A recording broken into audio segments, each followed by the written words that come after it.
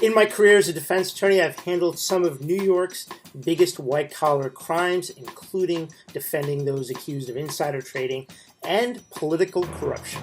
Today, Vinoo is going to review financial crimes in TV and movies to determine what Hollywood gets right and wrong.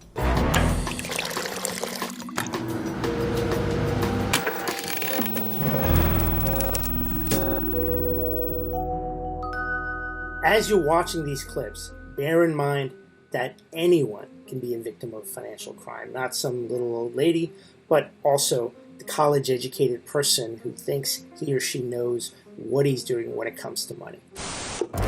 First up, Catch Me If You Can.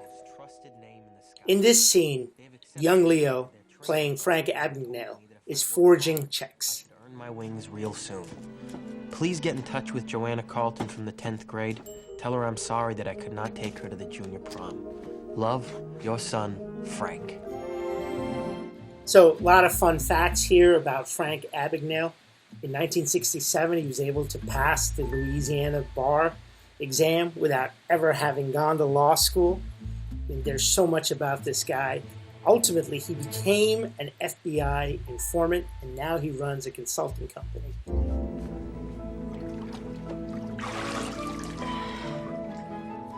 In this scene, he is creating a fake check. And he does that by using the actual logo, by putting it in a tub and pasting it onto this piece of paper. Today, you could do all of this in 15 minutes. Didn't have to go through the whole rigmarole that he went through back during the movie back in those days. So it's a lot easier today, but of course, very few people use checks, and therefore it makes it, these checks are scrutinized more when they're actually put into a bank. Hello, how are you? Fine, thanks. So bank tellers or people that work at check cashing places are trained to look out for imperfections in a check. Check fraud is actually monitored by the banks. So check kiting is the crime. They'll see a check, they'll see something off, and they will actually call the authorities from there while they're processing these checks. Next up, Terminator II. In this scene, you see a young John Connor using an Atari laptop machine to steal money from an ATM. Will you hurry up? This is taking too long. Go baby, go baby, go baby. All right. Pin number. Computers, ATMs, they've gotten more sophisticated. There are a lot more protection, so some of these things will shut down and not allow an opportunity to use and get multiple numbers wrong. So, in essence, is this accurate from today's standards? Not really. I mean, this was something that back then, years ago, that you could do, which was try to randomize numbers to figure out the pin. But today, it's unlikely that something like this would work. Who'd you learn this stuff from anyway? From my mom, my real mom, I mean. Withdraw 300 bucks. Come on, baby, come on, come on, come on. Yes! Hey, it worked. All right. Easy money. So young John Connor has an accomplice with him. So that kid who's with him, telling him to hurry up, clearly is somebody that in New York would be called acting in concert with him, or at the federal level would be called a co-conspirator, because they work together to get an illegal means accomplished, in this case, stealing money. Come on, let's go spend some money. So in 1991, when James Cameron released this movie, it would have been a lot more difficult to capture John Connor. But in 2020, it's going to be pretty easy for the cops and the banks to chase somebody because they'll have cameras inside and cameras outside, and they can go after these people, retracing their steps. Next up, Mr. Robot. In this scene, the main character has found a way to transfer money from a Chinese hacker group back into the accounts of the people who originally had their money stolen. I don't get it. What's going on? All of the money White Rose and her cronies have been stealing for decades just went back to the people. So in this scene, you see the main character, in essence, acting like a Robin Hood and taking money from the thieves or the rich and giving it back to the poor, or in this case, the ones who were defrauded. It's a great concept morally, and in reality, something like this could happen. But you can't do what she's trying to do, or no individual can do what she's trying to do, because it does involve fraud over the wires, and the U.S. government likes to charge everyone with wire fraud. How? We found a way to evenly disperse it anonymously into everyone's eCoin wallets.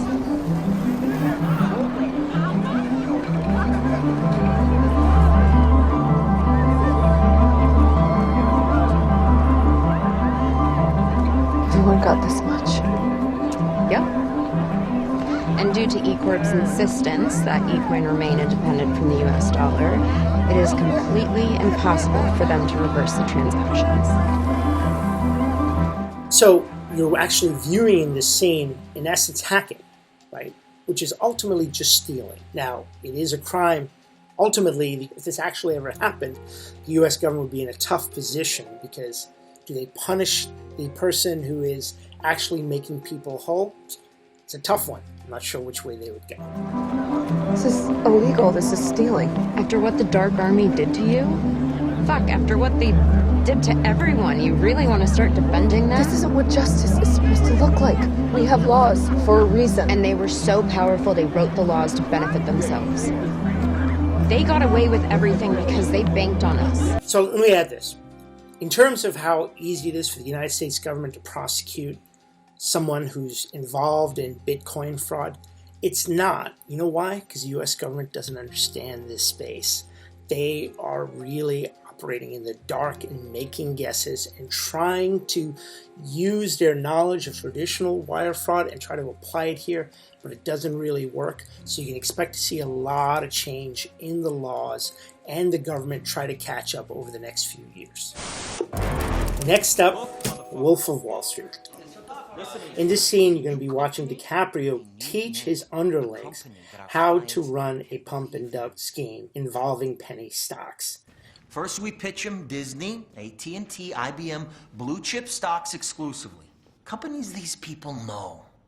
Once we've suckered them in, we unload the dog shit, the pink sheets, the penny stocks, where we make the money. 50% commission, baby. In the scene, Belfort is teaching his underlings how to do a classic pump and dump scheme by ultimately selling penny stocks. These brokers are going to get 50% commission. This was very profitable until the FBI shut this down. In a pump and dump scheme, a brokerage house would buy large quantities of some very cheap stock, a penny stock, and hold it, a bunch of it, for themselves, and then designate somebody to move these stocks. And what they do is that they pitch this to clients by paying the brokers a high commission to motivate them to move it. Once the demand peaks, the rat-hole dumpers dump their stock on the open market at the high price and make a killing. This causes a free fall in the stock prices as they sell.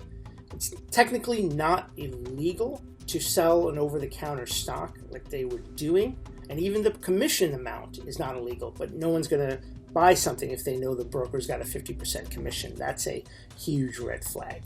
So what's illegal is not being honest and open about the actual price and the fact that there is a nominee there to dump the stock once it hits a certain price. You finally found a broker on Wall Street that you can trust. Sorry, I appreciate the call. I really have to give this some thought and talk to my wife about it. Can I call you back? They don't know, right? They gotta think about it, they gotta talk to their fucking wives or the fucking tooth fairy. Point is, it doesn't matter what the fuck they say. The only real objection that they have is that they don't trust you guys.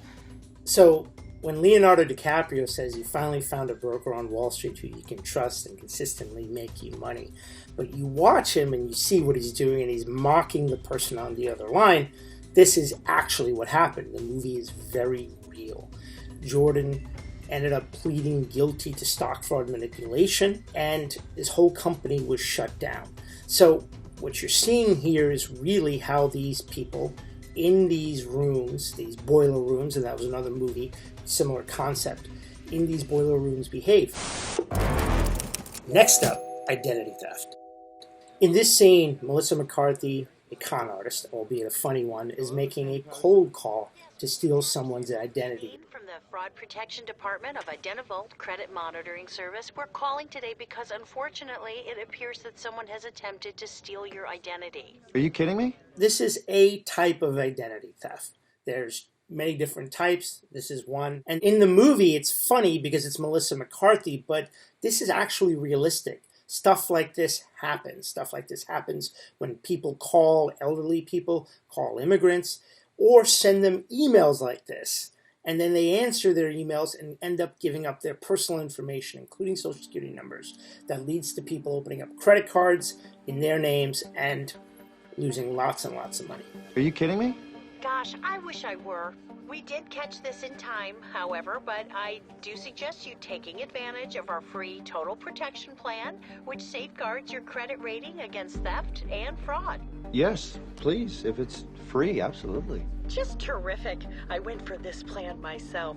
So one of the things that Melissa McCarthy does in this movie, or the writers have done, is actually take something that these swindlers do quite well, which is personalizing it. So they will say, Melissa McCarthy says to Jason Bateman, I've taken this myself, and does it in this sweet voice. This is a move designed to build trust, build rapport, and create a false sense of empathy. Oh man, this guy, she knows what I've gone through. So of course I'm going to trust her. Of course I'm going to give her my social security number. Mr. Patterson, I'm going to need to verify some information from you. I'm going to need your full name, date of birth, and social security number, please. Sure, understood. Here it comes. Things like date of birth, social security number, even a cell phone number is often enough to get information. So if somebody has your cell phone number and has your name, and if they have access to a database, they can then figure out a way to get other information, like your date of birth, like your social security number, even if they don't get that from you on the phone. So if somebody says, I'm not comfortable giving you my social security number, no worries, just give us your date of birth. Kind of feel like you're giving something. Okay, that's safe, and boom, they can get you. What can I get for you? I'm going to have a melon ball and some tequila. And let's start at 10. Look, in reality, a swindler as sophisticated as McCarthy is probably not going to use that money at a bar. Will probably use that money to go to a Best Buy, a Home Depot, and buy different things and keep using that card until somebody figures it out. And then they move on to the next card. We had a client who went on a 3-state or 4-state spending spree. But he did it in small amounts, at a Foot Locker here, a Foot Locker in the Bronx, a Foot Locker in Westchester, a Foot Locker in Connecticut, a Foot Locker in Massachusetts. And ultimately, it took over a year, and about 30 people were swindled, and a total of $250,000. And this was a state prosecution out of New York and Westchester County, and not a federal prosecution because the feds weren't interested because the amounts weren't large enough for their interest. Next up, Billions. In this scene of Billions, you will see Bobby Axelrod, one of the main characters, get inside information about the father of his nemesis. But he's not interested in the inside information to so much make money as to destroy his nemesis. I got word from the boys at Spartan Knives. Chuck Rhodes Sr. has taken a significant stake in a company that's going public. Ice Juice. No shit. And insofar as you hate the Rhodes family almost as much as I do... That could be pleasant. Be fun if you could find a way to lob a turd in the punch bowl. Yeah, real fun. In this scene, you see Bobby Axelrod get inside information about the activities of the father of his nemesis, the United States Attorney. In the show, the United States Attorney, played by Paul Giamatti, has a very rich father. And so Bobby wants to destroy the U.S. Attorney, and he can do that by hurting the father. So he gets inside information about what the father is going to do, but what he does or he attempts to do could never happen in real life. I'll make sure to take a sizable allocation. So you'd have cover. Yeah, take the free money up front, throw it in the reverse, and I'd short every tick on the way down. An IPO is an initial public offering, and so, for example, when in most recent years, companies like Uber went public. That means it went from being a closed company with private owners to allowing the general public to buy stocks and benefit. So in this scene, Bobby Axelrod is taking what he calls a sizable allocation. Then he plans to dump that allocation all at once on the market while the IPO is hot. This scene is ludicrous because in reality, no one would be able to get that kind of information on a company going public, and there are safeguards in place to prevent a person doing what he intends or is trying to do in this scene. It's great theater for Hollywood, but just not at all realistic. Next up, Office Space. Ron Livingston's character is describing his plan to steal money from his company through a cyber scheme. All right, so when the subroutine compounds the interest, right, it uses all these extra decimal places that just get rounded off. So we simplified the whole thing, and we round them all down and just drop the remainder into an account that we opened. So this is a case of literally transferring funds from the banker's accounts into his own. I mean, this is just theft. This same scheme was used by Richard Pryor's character in Superman 3 and in the movie Hackers. This was actually a real thing, and this was a problem with users of Excel that eventually later on people figured out, or Microsoft figured out how to fix this problem. So you're stealing? No, you don't understand. It's very complicated. It's aggregates, so I'm talking about fractions of a penny here, and over time, they add up to a lot. Oh, okay. So in the scene, it's very funny because his girlfriend figures it out right away, and he's caught. He thinks it's not stealing because all he's doing is taking fractions of pennies. But once you start doing it in the millions of transactions, it leads to millions of dollars of losses. Then you're going to bite off more than you can chew. Oh, okay. So you're going to make a lot of money, right? Yeah. Right. It's not yours? Well, it becomes ours. How is that not stealing? So in reality, if you're caught doing something like this and the amount you steal exceeds a couple $1 million, you could be looking at significant jail time from at least 10 years and up. Last up, Arbitrage. In this scene, what you're going to see is the unraveling of a Ponzi scheme. Dad, are you listening to me? Yeah, of course I'm listening. Okay, those trades are in the special book. They don't get audited here on the same balance sheet. Wait, but look at the sheet. There's a $400 million hole here. I mean, that can't be right. In this scene, you see Richard Gere's daughter catching him and pointing out a huge discrepancy. Half of the funds are missing. And he's like, oh, that's ridiculous. I'll look into it, he tells her, tries to push her off.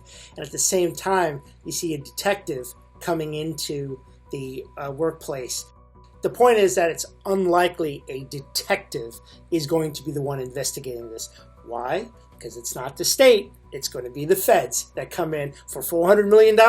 You bet the feds are going to be interested in something like this. Oh, Peter, listen, I'm looking at some statements right now. How much did you book last quarter? Why? What do you care?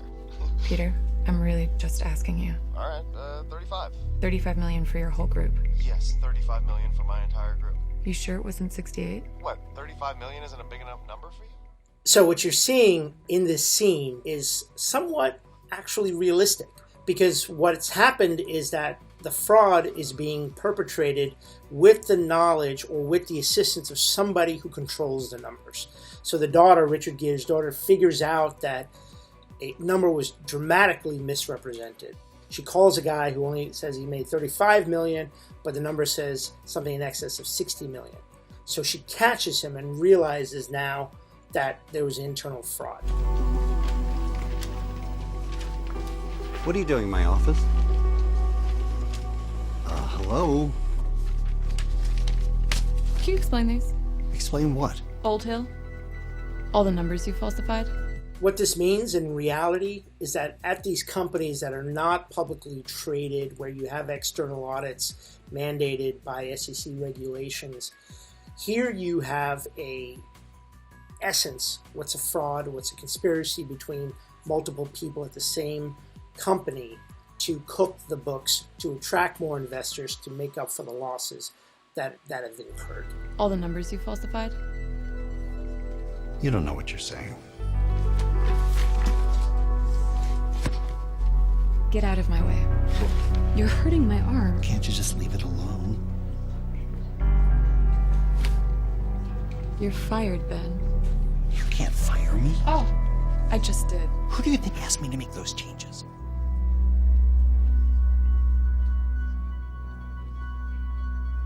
You tell me. In this clip, you see the daughter, who obviously is in a position of power in this company, fire the employee, but then the employee tells her, who do you think I was covering for? Meaning her dad.